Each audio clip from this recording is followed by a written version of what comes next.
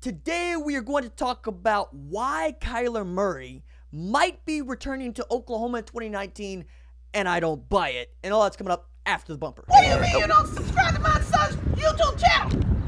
Mama, no! Just snap the damn ball, RJ. What's up, kid folk? It's RJ Young. I am not on a step mill. Consider hitting the like and subscribe button because I upload a video every single day. So it's OU related, college football related, sports related. We have a good time. And today we are going to talk about why Kyler Murray might be returning to Oklahoma in 2019. Now, this began with a tweet, like lots of good rumors begin, but I disregard many rumors. I run them down. I find out there's nothing to them, or I find out there is something to them. With this one, I'm kind of at a loss because it makes no sense, and yet what I'm hearing is that it does make sense to some folks. Now, let's start with the tweet. Gil Brandt, who is an NFL legend, tweeted a thought, two thoughts. The thought one was, hey, I wouldn't be surprised if Cliff Kingsbury was an NFL head coach in 2019. And if you saw the video that I uploaded earlier, you would know why there is lots of smoke around that fire. Because clearly Cliff Kingsbury at the very least wanted to interview for jobs at Arizona and with the Jets and was blocked. And you could watch that video to get the backstory there. So Gil's on to something with that. And now, since Kyler Murray has yet to declare for the NFL draft, there's a lot of smoke around what he's going to do and how he's going to do it. The early entry deadline for the 2019 NFL draft is January 14th, which means that Kyler has to make a decision inside of the next week. And we're all going to be waiting, as we're always waiting, on what Kyler Murray decides to do with his future. Now, I believe that Kyler Murray is going to be a professional in one sport or another, possibly two. He has signed a contract with the Oakland Athletics to play baseball. They drafted him number 9 overall and paid him $4.66 million to do so. Now, he would be given back a lot of that money if he decided to play football, but the money around the position of quarterback for NFL rookies is stupid. Baker Mayfield making about $32 million over the course of his deal, and was at the top of the draft in 2018. Lamar Jackson, who went 32nd and just got done playing in a playoff game, made $5.5 million and has $7.5 million on his contract. Now, all of those numbers are more than the Oakland Athletics would pay for Kyler Murray. And you come up with some sort of contract where the team that drafts Kyler would probably pay Oakland for their time, and no hard feelings on that because they'd be made whole. The publicity around Kyler Murray certainly helped the Oakland Athletics as much as it helped Kyler Murray and Oklahoma.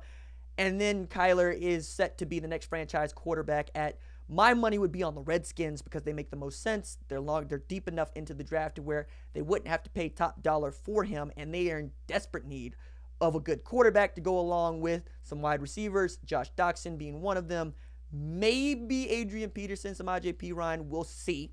But it just makes sense to me that they would go get him. Also in play are the Oakland Raiders, who will be the Vegas Raiders, and as well as the Jacksonville Jaguars and the New York Jets. And we could go on. Not the New York Jets. The New York Giants. I meant the Giants, not the Jets. Don't crucify me in the comments. I needled my buddy Brandon Drum on the Young and Drum podcast about why he wouldn't end up at Denver, but that's also in play depending on who you ask. The point here is, I don't see a road in which Kyler Murray does not go pro in 2019. Now, I understand the love of the game folks are going to get into the comments and say things like, yo, man, let the kid be a kid. Let him be a college football quarterback. Let him have his Heisman Trophy victory lap, and let him see what he can do with this bevy of wide receivers at his disposal that just got deeper and better depending on what you're talking about. He gets Kennedy Brooks back, Trey Sermon back. He gets a new couple of running backs in Marcus Major and Ramondre Stevens, and let him go.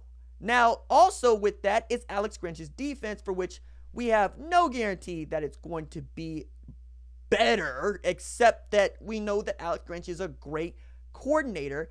And to get into the top 50, he would basically have to double his efforts of what this defense was in 2018, which some folks would call a wash, especially after firing the defensive coordinator. But the fact of the matter is, it's triple-digit defense last year, and Alex Grinch would have to do a job to get this team back inside the top 50, close to a top 30 team to compete for a national title. That's a lot to want to fall into place and to depend on to fall into place if you're Kyler Murray, when you could just go make your money, man.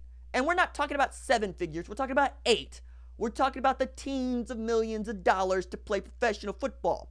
And that just makes sense because not only the endorsement deals, not only the contract, but also you'll be playing quarterback right away. We know you love football, as opposed to on a bus going from Beloit, Wisconsin to Midland to Vegas at an opportunity to play for the Oakland Athletics in the show. So baseball is looking less and less like a possibility to me, unless he's playing it in conjunction with football, which I could totally see, but I just can't see him going back to Oklahoma. That said, Chris Mortensen put out a tweet basically doubling down on Gil Brandt's tweet saying, hey, if Gil tweets something like this, we should all pay attention because he's as plugged in as anybody. And I think there's lots of merit to that because I know Gil Brandt is the guy that went to Bob Stoops and said, hey, I know you should get to be your offensive coordinator to follow Josh Heupel, and he's at East Carolina working for a guy out there named Ruffin McNeil. Lincoln Riley gets to Oklahoma, and overnight, the offense gets back to good, and they become a college football playoff contender week in, week out, year in, year out. So when Gil Brandt says something, we really have to listen, and we really can't just toss it out the window.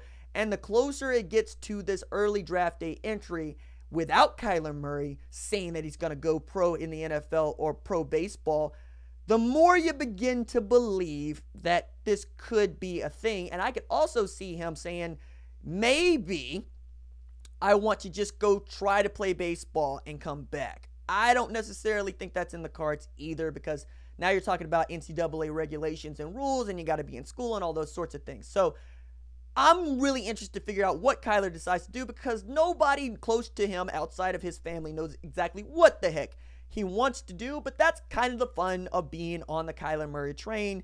The decision is always one that is eye-popping and somewhat appalling, but always seems to work out for that dude because he's just that good. All right, that's it for me.